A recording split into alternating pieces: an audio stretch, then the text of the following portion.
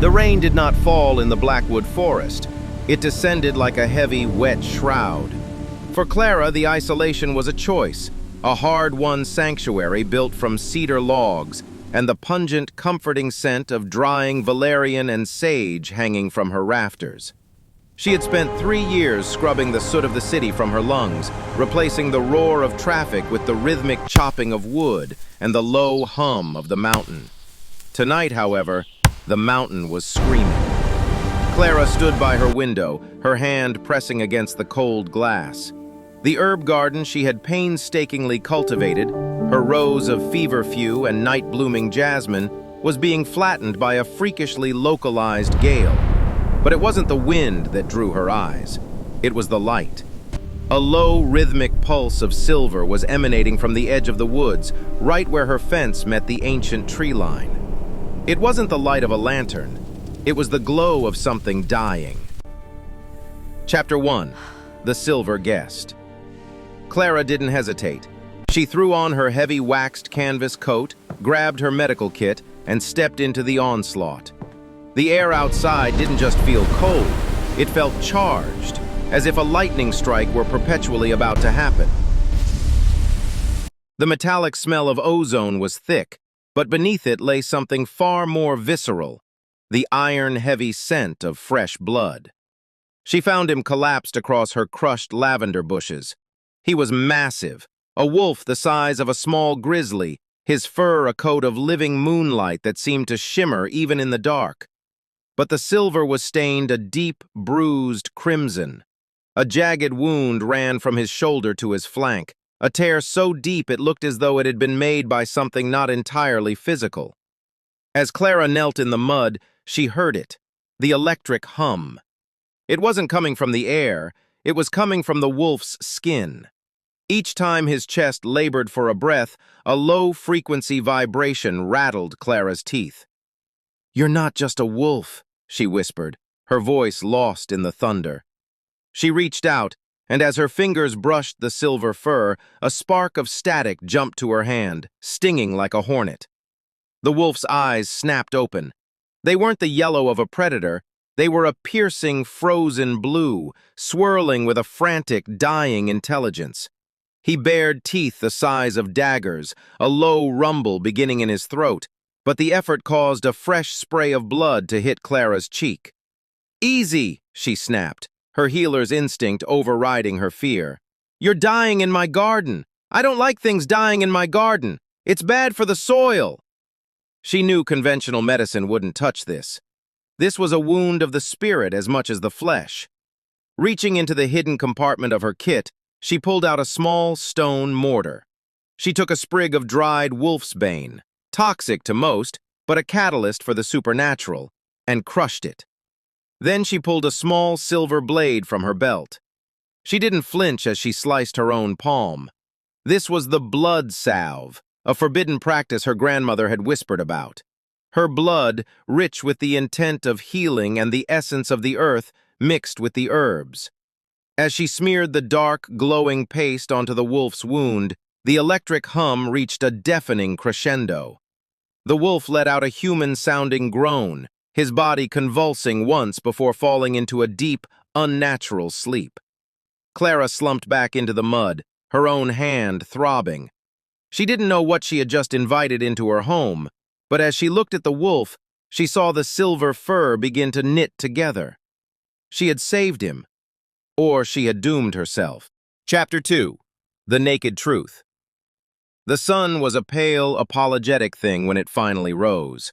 Clara woke up in her armchair by the hearth, her hand bandaged and her body aching from the night's exertion. The cottage was silent, but the air felt different.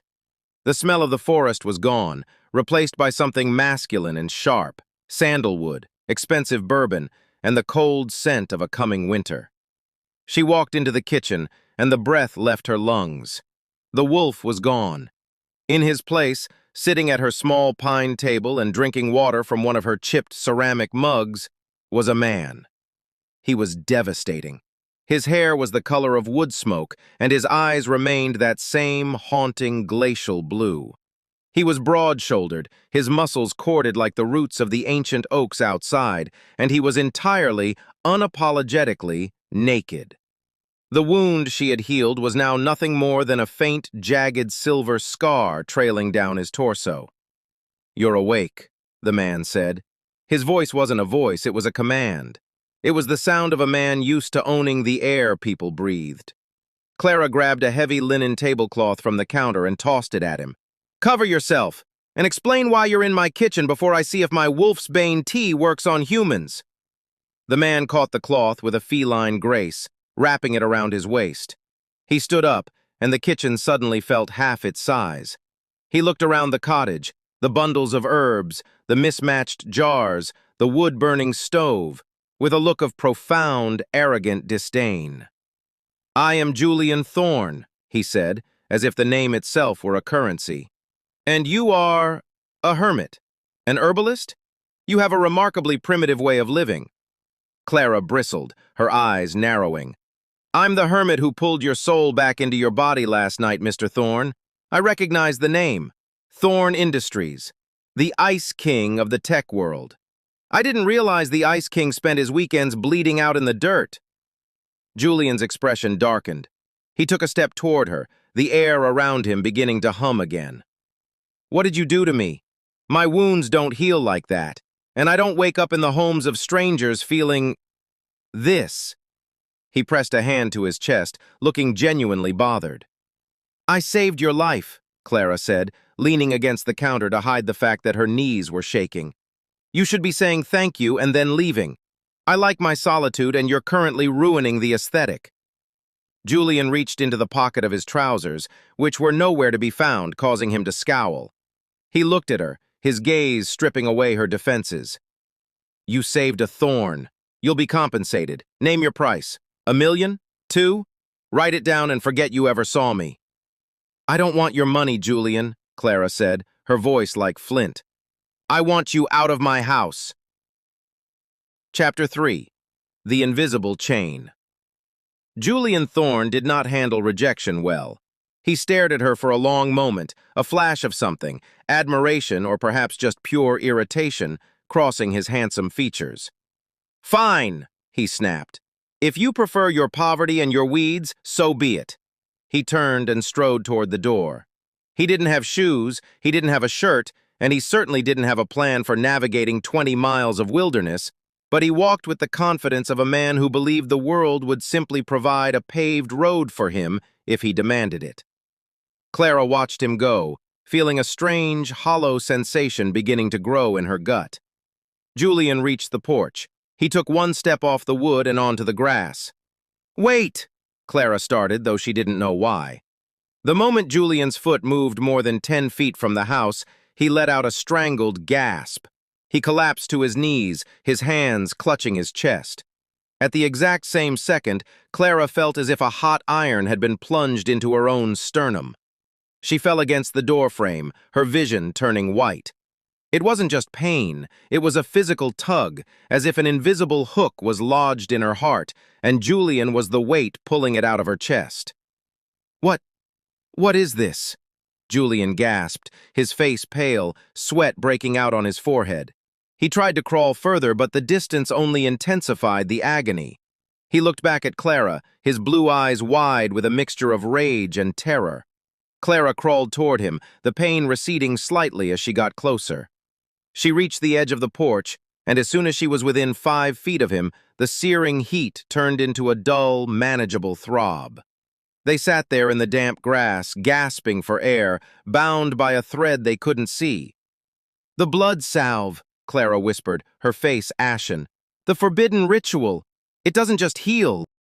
Julian looked at her, his teeth bared in a snarl. "What did you do to me, witch?" "I didn't have a choice. You were dying," Clara shouted back, her own temper flaring. "The ritual. It requires a bond of intent. My blood in your veins. It creates a master mark. We're tethered, Julian. Our life forces are stitched together." Julian grabbed her by the shoulders, his grip like iron. "Break it, now!"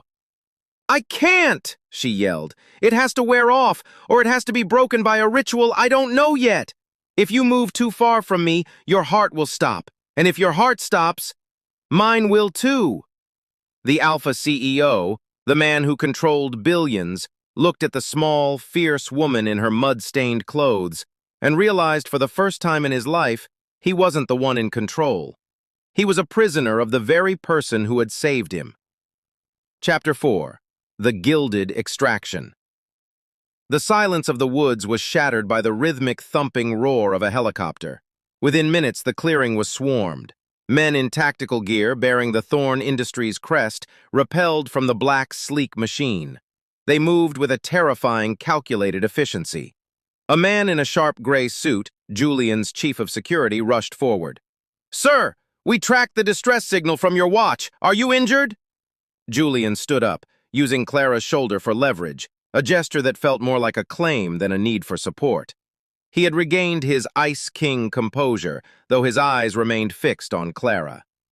"The situation has changed, Marcus," Julian said, his voice cold and flat. "The woman comes with us."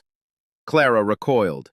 "I'm not going anywhere. Your men can take you home and I'll stay here. We'll figure out the distance limit. I'm not leaving my cottage." Julian turned to her, a predatory smirk playing on his lips. "Marcus, try to walk the lady toward the helicopter. I'll stay here." The security chief reached for Clara's arm. As he led her toward the landing pad, the distance between her and Julian grew to 15 feet. The reaction was instantaneous. Julian's knees buckled, and Clara let out a scream of pure, unadulterated agony, clutching her throat as if she were being strangled. Marcus let go in a panic, and Clara scrambled back to Julian's side. The pain vanished, replaced by a dull ache that felt like a bruised soul. "You see, Clara?" Julian whispered, his voice dangerously close to her ear. "You made me a part of you, and now I cannot let you out of my sight. Not because I want you there, but because I quite enjoy being alive." "You can't do this," Clara said, tears of frustration and pain pricking her eyes. "This is my home. You're kidnapping me." "I prefer the term biological necessity," Julian said. He looked at Marcus. "Pack her things. Burn the rest if you have to. We leave now." "No!" Clara fought, but she was exhausted, and the bond had drained her spirit. Two guards flanked her, staying close enough to Julian so the pain wouldn't trigger. She was hoisted into the belly of the cold steel machine. As the helicopter lifted off, Clara looked down at her cottage, her sanctuary, her herbs, her peace, shrinking into nothingness. She looked at Julian, who was now draped in a cashmere coat one of his men had provided. He looked like a king again, restored to his throne of glass and steel. He didn't look at her. He looked ahead, toward the city of glass towers where he was God. But as the helicopter tilted, Clara saw his hand. He was gripping the armrest so hard his knuckles were white. And she realized then, he wasn't just taking her to his world. He was terrified that she was the only thing keeping him in it. The city loomed on the horizon, a jagged crown of lights. Clara's life in the woods was over. The blood had been shed, and now the burden would begin. Julian looked at her, his teeth bared in a snarl. "What did you do to me, witch?" "I didn't have a choice. You were dying," Clara shouted back, her own temper flaring. "The ritual. It requires a bond of intent. My blood in your veins. It creates a master mark. We're tethered, Julian. Our life forces are stitched together." Julian grabbed her by the shoulders, his grip like iron. "Break it, now!" "I can't," she yelled. "It has to wear off, or it has to be broken by a ritual I don't know yet. If you move too far from me, your heart will stop. And if your heart stops, mine will too." The Alpha CEO, the man who controlled billions, looked at the small, fierce woman in her mud-stained clothes and realized for the first time in his life he wasn't the one in control. He was a prisoner of the very person who had saved him. Chapter 4. The Gilded Extraction. The silence of the woods was shattered by the rhythmic thumping roar of a helicopter. Within minutes, the clearing was swarmed. Men in tactical gear bearing the Thorn Industries crest repelled from the black, sleek machine. They moved with a terrifying, calculated efficiency. A man in a sharp gray suit, Julian's chief of security, rushed forward. Sir, we tracked the distress signal from your watch. Are you injured? Julian stood up, using Clara's shoulder for leverage, a gesture that felt more like a claim than a need for support. He had regained his Ice King composure, though his eyes remained fixed on Clara. The situation has changed, Marcus, Julian said, his voice cold and flat. The woman comes with us. Clara recoiled. I'm not going anywhere. Your men can take you home and I'll stay here. We'll figure out the distance limit. I'm not leaving my cottage. Julian turned to her, a predatory smirk playing on his lips. Marcus, try to walk the lady toward the helicopter. I'll stay here. The security chief reached for Clara's arm. As he led her toward the landing pad, the distance between her and Julian grew to 15 feet. The reaction was instantaneous. Julian's knees buckled, and Clara let out a scream of pure, unadulterated agony, clutching her throat as if she were being strangled. Marcus let go in a panic, and Clara scrambled back to Julian's side. The pain vanished, replaced by a dull ache that felt like a bruised soul. You see, Clara? Julian whispered, his voice dangerously close to her ear. You made me a part of you, and now I cannot let you out of my sight. Not because I want you there, but because I quite enjoy being alive. You can't do this, Clara said, tears of frustration and pain pricking her eyes. This is my home. You're kidnapping me. I prefer the term biological necessity, Julian said. He looked at Marcus. Pack her things. Burn the rest if you have to. We leave now. No! Clara fought, but she was exhausted, and the bond had drained her spirit. 2 guards flanked her, staying close enough to Julian so the pain wouldn't trigger. She was hoisted into the belly of the cold steel machine. As the helicopter lifted off, Clara looked down at her cottage, her sanctuary, her herbs, her peace, shrinking into nothingness. She looked at Julian, who was now draped in a cashmere coat one of his men had provided. He looked like a king again, restored to his throne of glass and steel. He didn't look at her. He looked ahead, toward the city of glass towers where he was God. But as the helicopter tilted, Clara saw his hand. He was gripping the armrest so hard his knuckles were white. And she realized then, he wasn't just taking her to his world. He was terrified that she was the only thing keeping him in it. The city loomed on the horizon, a jagged crown of lights. Clara's life in the woods was over. The blood had been shed, and now the burden would begin. Part 2. The Penthouse Prison. Chapter 5. Out of Place. The helicopter ride had been a blur of steel and clouds, but the arrival at Thorn Tower was a sharp, clinical shock. Julian's penthouse was not a home. It was a cathedral of glass, marble, and silence. It sat 60 stories above the city, a sprawling monument to his ego, where every surface was polished to a mirror finish, and the air was filtered to a scentless, artificial purity. Clara stood in the center of the living room, her mud-caked boots leaving dark, defiant stains on a white silk rug that probably cost more than her entire cottage. She felt like a trapped bird in a diamond cage. Marcus will show you to your quarters, Julian said, his voice echoing off the floor-to-ceiling windows.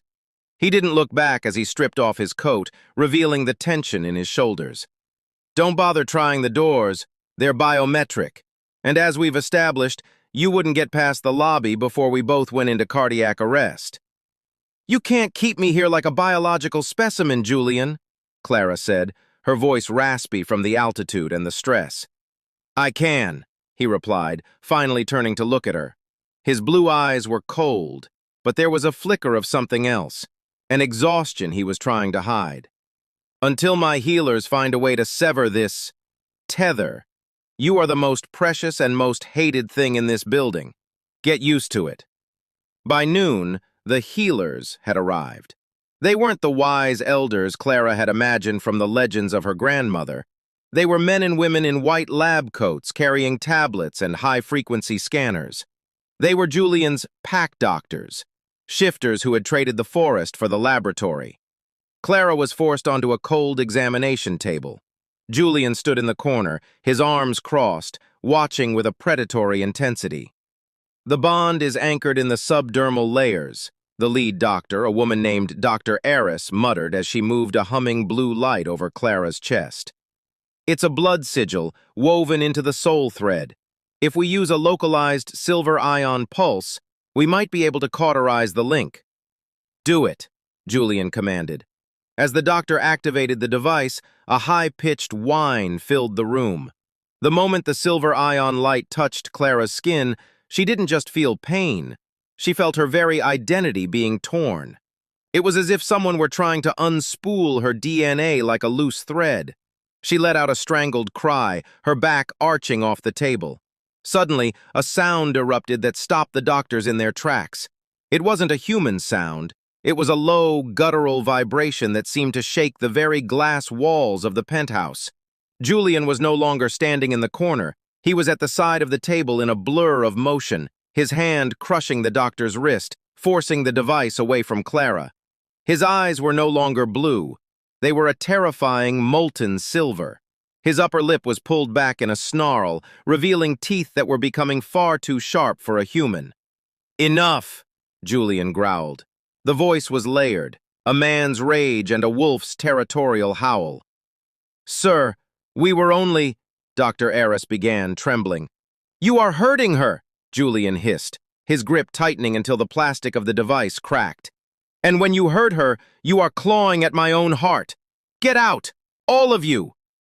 The doctors scrambled to gather their equipment and fled. Julian remained by the table, his breathing heavy and ragged. He looked down at Clara, who was gasping for air, her face wet with tears. For a moment his hand hovered over her brow, a gesture of almost tenderness, before he caught himself. He yanked his hand back, his face hardening into the mask of the Ice King once more. "Don't misunderstand," he said, his voice trembling with the effort to remain calm. "My wolf reacted because of the bond. It's a primitive instinct to protect what is attached. It isn't affection." "I know what it is, Julian," Clara whispered, pulling her torn shirt together. "It's a leash, for both of us." Chapter 6. Sage and Sandalwood. 3 days passed in a tense, claustrophobic stalemate. Clara refused to eat the gourmet meals delivered by silent staff. She spent her time in the guest suite, a room larger than her entire house, staring out at the city lights and trying to grow a single sprig of mint in a decorative vase. It died within 48 hours. Nothing grew in this tomb of glass. At 3 a.m. on the fourth night, the bond began to thrum. It wasn't the sharp pain of distance, but a dull, heavy ache, a reflection of Julian's state of mind. Clara followed the sensation through the darkened penthouse. She found Julian in his private study. The room was a mess of holographic displays and paper files. Julian was slumped behind a desk of obsidian, his head in his hands. The scent of sandalwood and expensive bourbon was heavy in the air, but beneath it, Clara smelled the sour note of high-level stress. She didn't say anything. She walked to the small kitchenette in the corner of the study, found a copper kettle, and began to work. She had managed to smuggle a small pouch of her own herbs in her coat pocket when they took her. The sound of the water boiling made Julian look up. His eyes were bloodshot. "What are you doing? It's the middle of the night." "You're vibrating, Julian," Clara said quietly. "The bond is transmitting your anxiety like a radio tower. I can't sleep while you're planning a war or whatever it is you do." She set a steaming mug in front of him. It smelled of sage, chamomile, and a hint of wild honey. Julian looked at the mug as if it were a cup of poison. "I don't drink tea." "Drink it," she said, sitting in the chair across from him. "It's a sedative. It won't knock you out, but it will stop your heart from trying to escape your ribs." Julian hesitated, then took a sip. He closed his eyes as the warmth hit his throat. The tension in his jaw visibly eased. For the first time since she had met him, the Ice King looked like a man. "My board of directors is trying to trigger a stability clause," Julian admitted, his voice low. "They know I was injured. They think I'm weak. If I can't show them I'm in control by the end of the week, they'll vote to replace me as CEO.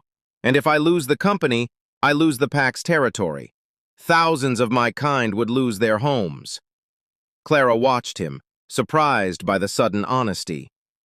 You carry the world on your shoulders, don't you? Is that why you're so arrogant? To keep people from seeing the weight? Julian leaned back, a bitter smile touching his lips. You think I'm a monster, a cold-blooded billionaire who kidnaps herbalists. I think you're a man who has forgotten how to breathe without permission from a balance sheet, Clara countered. Julian looked at her then, really looked at her. He saw the strength in her hands, the intelligence in her eyes. He realized she wasn't some gold digger or a glitch. She was the only person in this city who didn't want something from him. You smell like the forest, he whispered almost to himself. Even in this place, you still smell like rain and cedar. And you smell like sandalwood and heavy burdens, Clara replied. For a heartbeat, the air between them changed. The mark on their chests didn't burn. It hummed with a low, rhythmic warmth that matched their heartbeats. Julian reached across the desk, his fingers brushing hers. It wasn't a command. It was a question. Then the moment broke. Julian's phone buzzed with an urgent notification, and the mask snapped back into place. Tomorrow night is the Thorn Industries Gala, Julian said, his voice cold again. The board will be there. My rivals will be there. And because of this bond, you will be there too. Chapter 7. The Alpha's Rival. The transformation was forced upon her. Julian's stylists arrived at dawn. Clara was scrubbed, polished, and poured into a dress of deep emerald silk that mimicked the color of the forest she missed so dearly. The silk felt like a second skin, clinging to every curve, and the high slit in the skirt made her feel dangerously exposed. When she stepped into the living room, Julian was waiting. He wore a tuxedo that seemed to absorb the light around him. He froze when he saw her. The Ice King actually lost his breath for a split second. You look, he started, then cleared his throat. You'll do. Remember, you are my senior consultant. You stay within 5 feet of me at all times. If anyone asks about the mark on your neck, tell them it's a family heirloom. The gala was a sea of velvet, diamonds, and hidden agendas. The air was thick with the scent of apex predators, successful businessmen who were, in reality, powerful shifters. As they moved through the ballroom, Clara felt Julian's pulse racing against the bond. He was still healing, his movements slightly stiff. He was masking his weakness with a terrifying display of charisma, but Clara could feel the truth. He was hurting. Julian, you look remarkably alive. The voice was like a razor blade dragged across silk. A man stepped out from the crowd. He was taller than Julian, with hair the color of oil and eyes that were a predatory, unnerving gold. This was Victor, Alpha of the Obsidian Pack, Julian's greatest rival in both business and blood. Victor, Julian said, his voice a low warning. Victor's gaze immediately slid to Clara. He leaned in, sniffing the air with an exaggerated, insulting boldness. And who is this delicate little bird? She doesn't smell like a shifter, Julian. She smells like earth and herbs and you. Victor's eyes widened as they landed on the faint, glowing edge of the mark peeking above Clara's neckline. A slow, cruel smile spread across his face. So the rumors are true. The great Ice King has a weakness, a human tether. She is mine, Victor, Julian growled, his hand possessively gripping Clara's waist. And she is more dangerous than she looks. Is she? Victor stepped closer, his presence an intentional challenge. In our world, Julian, a man who relies on a human to keep his heart beating is a man who shouldn't be leading. Perhaps I should test how strong this bond really is. Victor reached out as if to touch Clara's cheek. Julian's reaction was instinctive. He didn't just step in front of her, he pulled her into his chest and spun her onto the dance floor as the orchestra began a low, sweeping waltz. Dance with me, Julian hissed under his breath. He's watching. Everyone is watching. If we look like lovers, they'll think the bond is a choice. If we look like strangers, they'll know I'm a prisoner. Clara placed her hand on his shoulder, her other hand in his. As they moved, the world around them blurred. The dance wasn't just a performance, it was a battle. Julian held her with a fierce, desperate strength, and Clara found herself leaning into him, her body moving in perfect synchronization with his. The bond between them flared. It wasn't pain anymore. As they spun, a wave of heat radiated from the master mark, a golden light beginning to pulse beneath their skin. It felt like a circuit had been completed. Julian leaned down, his lips brushing her ear. "Keep your eyes on me, Clara. Only me." "I am," she whispered, her heart hammering against her ribs. In that moment, the fake claiming felt terrifyingly real. Clara could feel Julian's wolf rising to the surface, not in anger, but in a protective, primal urge. He wasn't just protecting his company, he was protecting her. Across the room, Victor watched them, his golden eyes narrowing in suspicion. He saw the way Julian looked at her, not as a glitch, but as a lifeline. The dance ended, but Julian didn't let go. He kept his arm around her, his fingers splayed against the small of her back. He turned to the room, his voice carrying the authority of a king. "Gentlemen," Julian announced, his eyes fixed on the board members, "I believe you were concerned about my stability. Let me introduce you to my fated Luna. And let me be clear, anyone who threatens her threatens the entire Thorn Empire." A collective gasp rippled through the room. Clara's heart nearly stopped. He had just lied to the most dangerous people in the world. He had claimed a human herbalist as the queen of the wolves. As the cameras began to flash and the whispers turned into a roar, Clara looked up at Julian.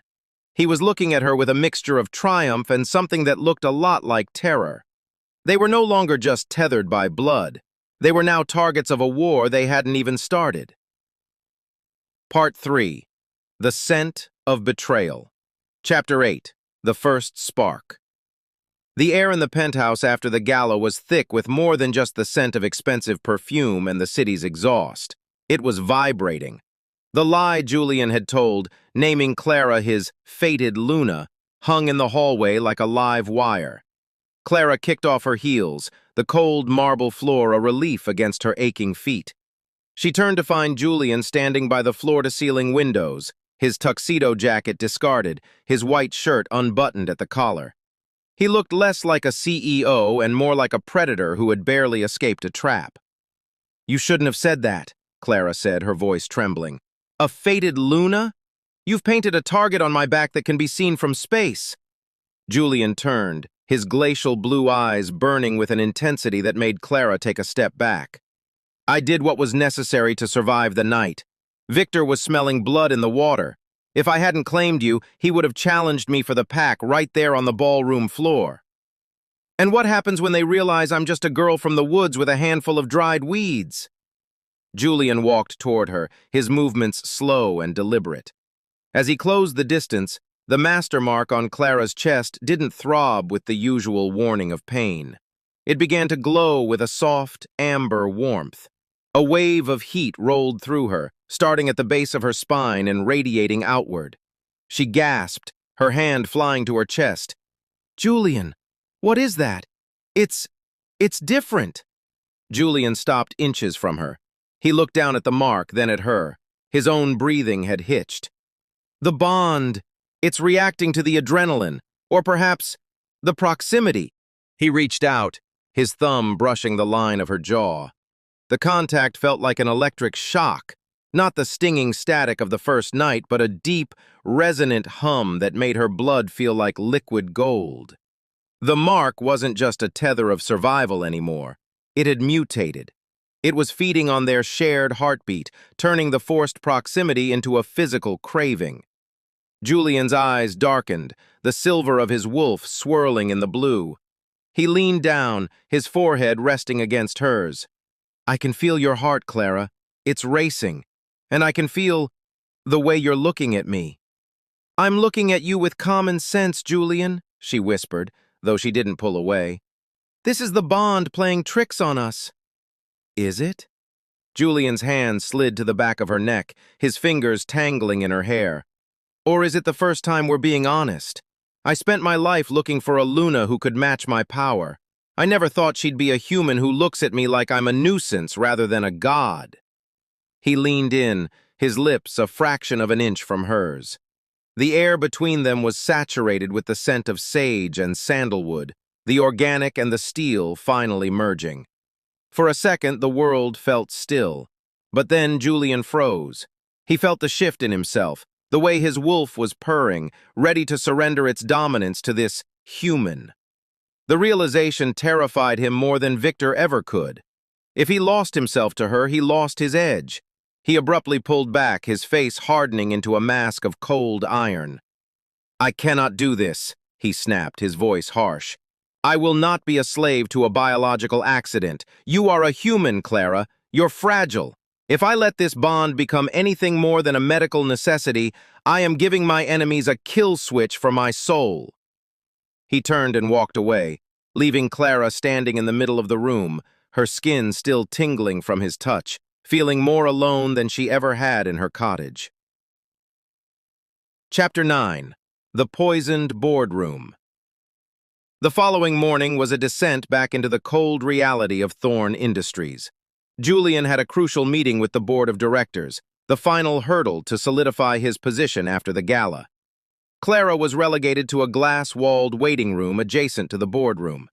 The two guards outside the door were a reminder that while she was a Luna to the public, she was still a prisoner to Julian. She sat on the edge of a sleek leather chair, her fingers nervously picking at a loose thread on her dress. Then, it hit her. A sharp, acidic spike of pain shot through her stomach. It wasn't the dull ache of the distance bond, it was visceral, like she had swallowed glass. She doubled over, gasping for air. Julian! Through the bond, she felt his pulse start to stagger. It was slow, thick, and struggling. She looked through the glass wall into the boardroom. Julian was sitting at the head of the table, his face turning a sickly, ashen gray. He was trying to speak, but his hand was gripped tight around a glass of water he had just tasted. "He's been poisoned," Clara whispered. She scrambled to the door, but the guards blocked her. "Mr. Thorne said you were to stay put, ma'am."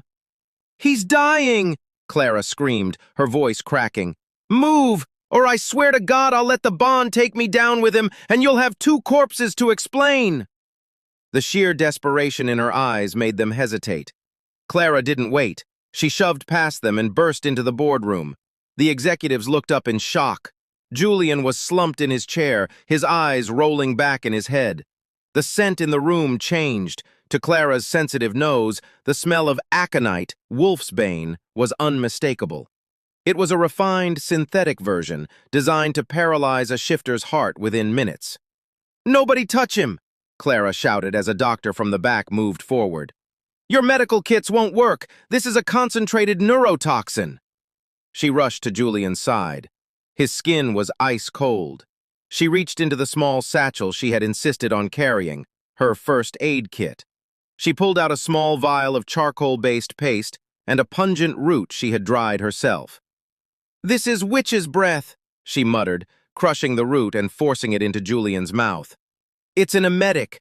It will force the toxin out before it hits his secondary heart."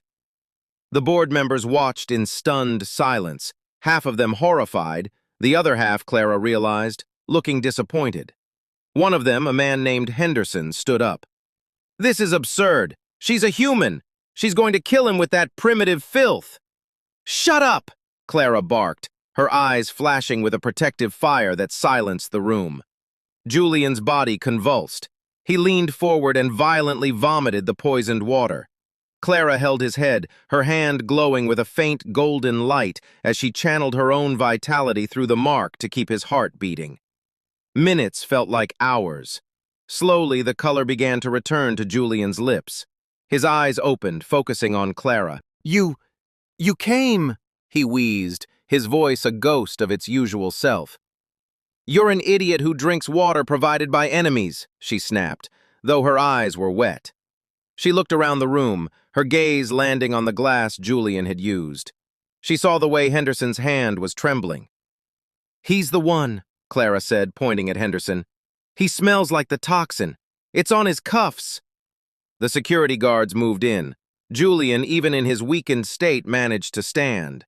He leaned on Clara, his weight heavy, but his eyes were back to their terrifying silver. "Take him," Julian commanded. He looked at the rest of the board. "And let this be a lesson. My Luna doesn't just keep me alive, she sees everything you try to hide." As they were escorted out, the executives looked at Clara with a new kind of fear. She wasn't just a tether anymore. She was the Alpha's greatest asset. Chapter 10. The Kidnapping. The victory was short-lived. Julian was resting in the penthouse, the recovery from the aconite leaving him physically drained. Clara was in the kitchen, preparing a restorative broth, her mind racing. The boardroom incident had changed things. She felt a fierce, terrifying need to protect Julian that went beyond the mark. "Clara." She turned, expecting to see Julian. Instead, she saw Marcus, the head of security. But his eyes were wrong. They weren't the loyal, steady eyes she had seen for days. They were clouded, swimming with a golden hue that she recognized instantly. Victor's influence. "Marcus, what are you—" Before she could finish, Marcus moved with shifter speed. He clamped a cloth over her mouth. It was laced with a powerful sedative. "I'm sorry, Luna," Marcus whispered, his voice sounding hollow, as if he were speaking through a trance. "The Obsidian Alpha offers a better price for your life than Julian does for mine." Clara fought, her fingers clawing at his arms, but the world was already spinning. She felt the bond scream. Across the penthouse, she heard Julian let out a roar of agony as he felt her fear and the sudden drop in her consciousness. "Clara! No!" She heard the sound of glass shattering, Julian breaking through his bedroom door, but she was already being pulled into the service elevator. 20 minutes later, Julian was standing in the center of the living room, his face a mask of pure, unadulterated monster. He was no longer the CEO in a tuxedo. His shirt was torn, his claws were extended, and the electric hum coming from his body was so intense it was blowing out the light bulbs in the ceiling. Marcus's body lay slumped by the elevator. Julian had extracted the location before the man's heart stopped, but it had been a mental trap. The phone on the obsidian desk rang. Julian answered it with a snarl. "Julian," Victor's voice came through, smooth and triumphant. "I must thank you. You were right, she is a remarkable creature. I can feel her through the bond even from here. It's like a beacon of delicious human terror." "If you touch her, Victor," Julian said, his voice dropping to a whisper that sounded like grinding stones, "I will not just kill you. I will erase your entire bloodline from the face of the earth. I will burn the obsidian territory until the soil is nothing but glass." "Bold words for a man whose heart is currently in my basement," Victor laughed. "You have two choices, Julian. You can sign over the Thorn Industries land rights and step down as Alpha, or you can watch from your penthouse as the bond snaps and you feel her heart stop. You have 1 hour." The line went dead. Julian stood in the darkness, the silence of the penthouse deafening. For the first time in his life, the company didn't matter. The money, the power, the legacy, it was all ash. He closed his eyes and focused on the mark. He didn't look for the pain. He looked for the warmth. He looked for the smell of rain and cedar. "I'm coming for you, Clara," he whispered into the empty air. He didn't call his security team. He didn't call the police. He walked to the window, the silver light of the moon catching his shifting features. He wasn't going as a businessman. He was going as a wolf who had found his mate, and God help anyone who stood in his way. Part 4. The Luna's Reign. Chapter 11. The Forest Hunt. The location Victor had chosen was an act of psychological warfare, a derelict logging camp on the northern edge of the Blackwood Forest. It was only miles from where Clara's cottage lay, a cruel reminder of the peace she had lost. Inside the damp, freezing cabin, Clara was bound to a rusted chair with silver-threaded rope. Every time she moved, the silver burned her skin, but it wasn't the ropes that were killing her. It was the distance. Julian was moving toward her, but he wasn't there yet. The bond was stretched to its absolute limit, feeling like a piano wire vibrating so hard it was about to snap and take her chest with it. Victor stood by the window, watching the tree line. He held a vial of dark liquid, the same synthetic aconite used in the boardroom.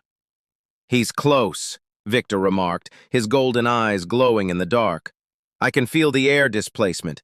He's not coming as a man, Clara. He's coming as a monster. Which is perfect.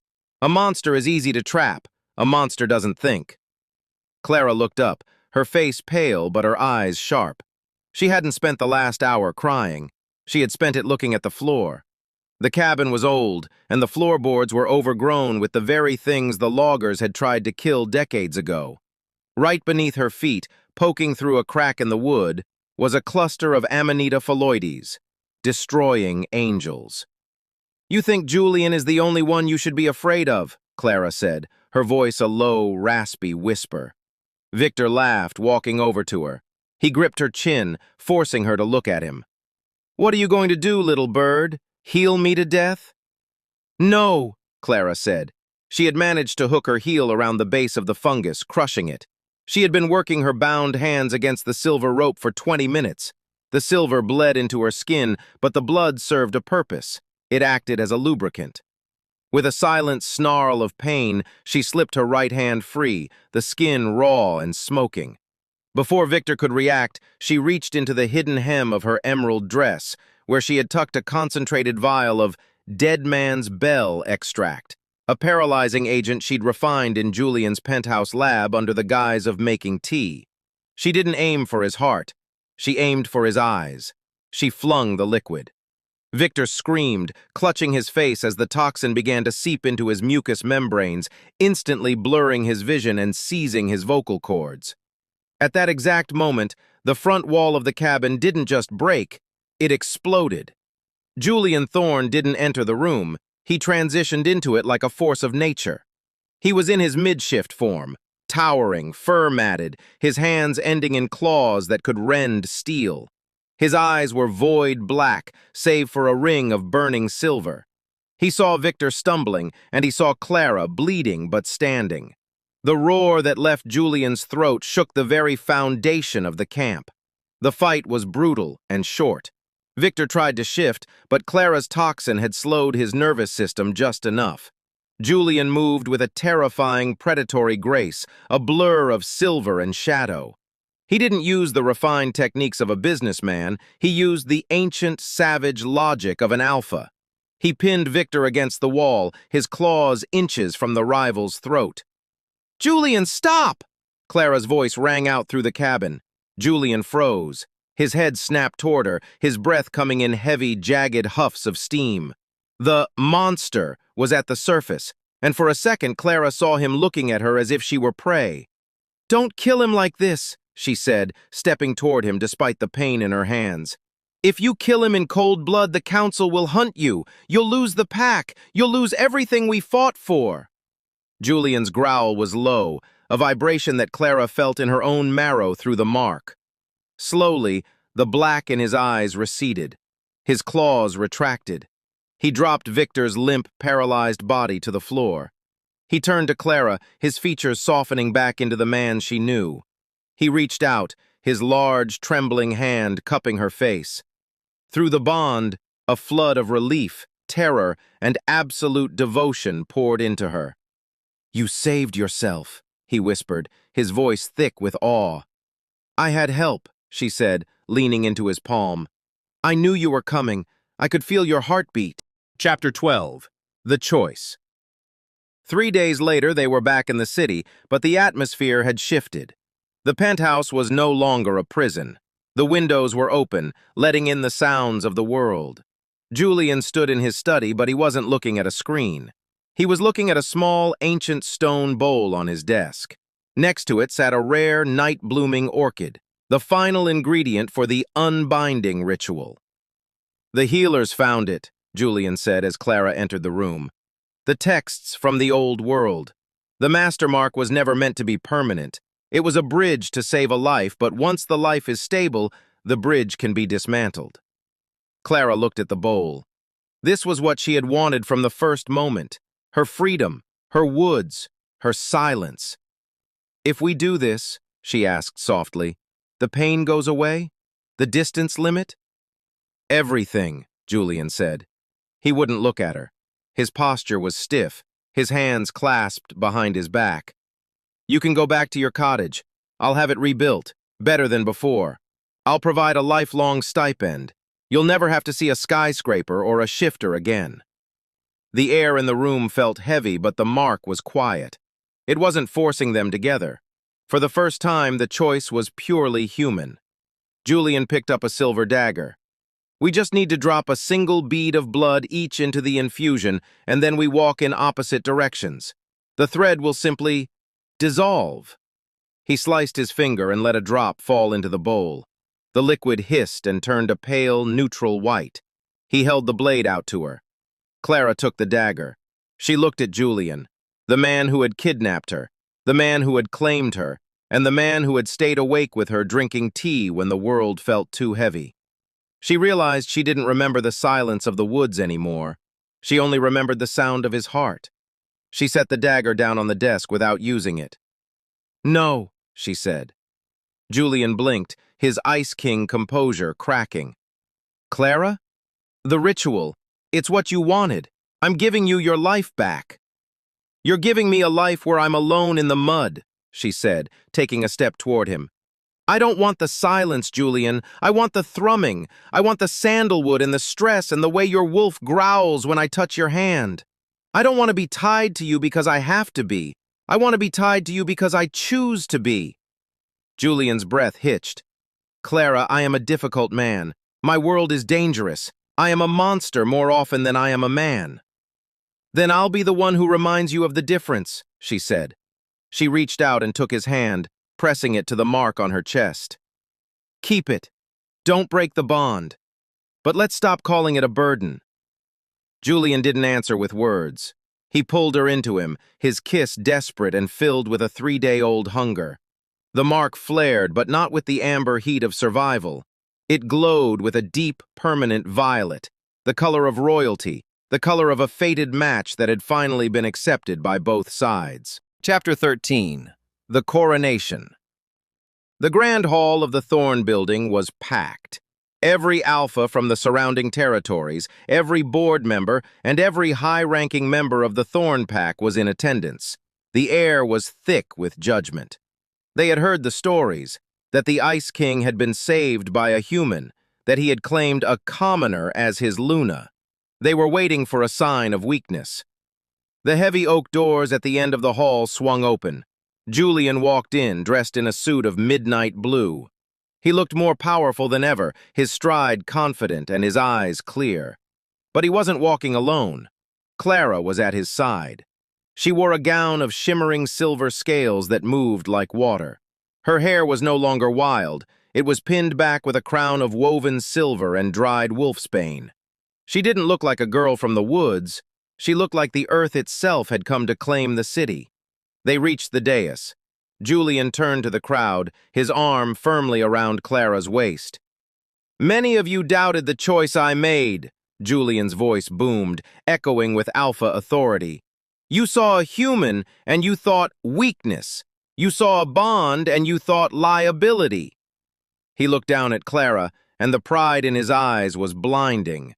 "But it was this woman who healed the wound that should have killed me. It was this woman who saw the poison in my own boardroom when my best security was blind. And it was this woman who brought the obsidian alpha to his knees." Julian knelt. A collective gasp went through the room. An alpha never knelt, not to anyone. "Clara of Blackwood," Julian said, his voice ringing with absolute devotion.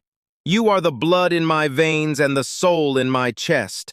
I do not claim you as my subject. I honor you as my queen." One by one, starting with the chief of security and ending with the most stubborn board members, the crowd began to bow. They saw the mark glowing on Clara's neck, not as a scar, but as a badge of office. The Ice King had found his son, and for the first time in a century, the Thorn Pack felt warm. Epilogue: The New Miracle. 6 months later, the rooftop of Thorn Tower had been transformed. It was no longer a barren helipad. It was a lush, thriving garden. Cedar trees grew in massive stone planters, and the air was filled with the scent of lavender, mint, and jasmine. It was a piece of the Blackwood Forest in the heart of the sky. Clara sat on a wooden bench, her fingers tracing the leaves of a thriving feverfew plant. The city hummed below her, but up here it was peaceful. She felt the shift in the air before she heard him.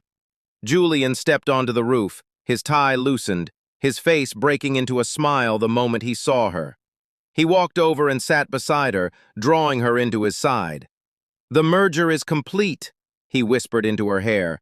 "The pack is safe. The rivals are gone." "Good," Clara said, leaning her head on his shoulder. "Because I think we're going to be a little busy for the next few months." Julian pulled back, looking at her with concern. "What is it? Are you feeling the bond? Is the pain back?" "No," Clara said, taking his hand and moving it from her shoulder down to her stomach. She felt the mark beneath her skin give a sudden joyous pulse, a rhythm she hadn't felt before. It was a third heartbeat, tiny and fast, vibrating like a new star. Julian's eyes widened. His hand trembled against her silk dress. "The healers! They said a human and a shifter bond of this type. They said it was biologically impossible for there to be an heir." "The healers don't know everything about the blood," Clara whispered, her eyes shining. "The mark didn't just bind our souls, Julian. It created a new one." Julian let out a shaky breath, a tear finally breaking the mask of the Ice King. He leaned down, pressing his forehead against her stomach, listening to the impossible miracle they had created. The woods were far away, and the city was loud, but as the sun set over the horizon, painting the sky in shades of silver and gold, they knew they were exactly where they were meant to be.